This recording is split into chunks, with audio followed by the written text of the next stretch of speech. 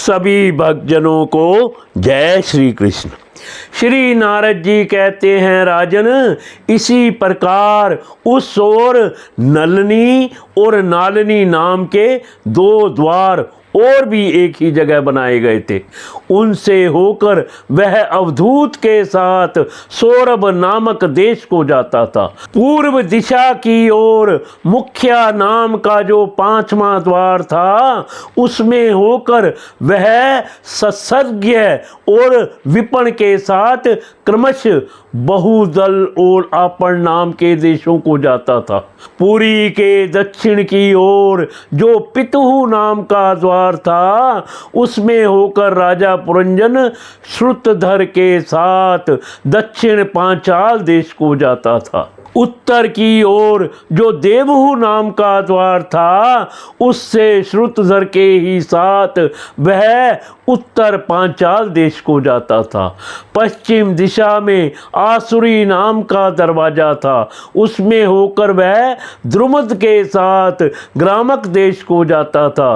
तथा निश्रेत्री नाम का जो दूसरा पश्चिम द्वार था, उससे लुब्धुक के साथ वह वैशस नाम के देश को जाता था। इस नगर के निवासियों में एक निर्वाक और पेशस्कृत ये दो नागरिक अंधे थे। राजा पुरंजन आंख वाले नागरिकों का अधिपति होने पर भी इन्हीं की सहायता से जहां तहां जाता और सब प्रकार के कार्य करता था। जब कभी अपने प्रधान सेवक विशुचीन के साथ अंतःपुर में जाता, तब उसे स्त्री और पुत्रों के कारण होने वाले मोह, प्रसन्नता एवं हर्ष आदि विकारों का अनुभव होता। उसका चित्त तरह तरह के कर्मों में फंसा हुआ था और काम प्रवश होने के कारण वह मूढ़ रमणी के द्वारा ठगा गया था। उसकी रानी जो जो काम करती थी, वही वह भी करने लगता था। वह जब मद्यपान करती, तब वह भी मदिरा पीता और मद से उन्मत्त हो जाता था। जब वह भोजन करती, तब आप भी भोजन करने लगता और जब कुछ चबाती, तब आप भी वही वस्तु चबाने लगता था। इसी प्रकार कभी गाने पर गाने लगता, रोने पर रोने लगता, हंसने पर हंसने लगता और बोलने पर बोलने लगता।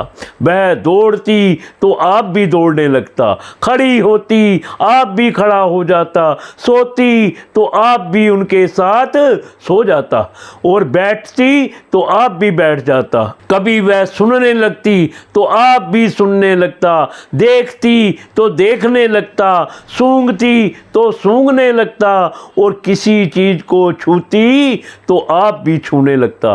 कभी उसकी प्रिया शोकाकुल होती तो आप भी अत्यंत दीन के समान व्याकुल हो जाता। जब वह प्रसन्न होती, आप भी प्रसन्न हो जाता और उसके आनंदित होने पर आप भी आनंदित हो जाता। इस प्रकार राजा पुरंजन अपनी सुंदरी रानी के द्वारा ठगा गया। सारा प्रकृति वर्ग परिकर ही उसको धोखा देने लगा।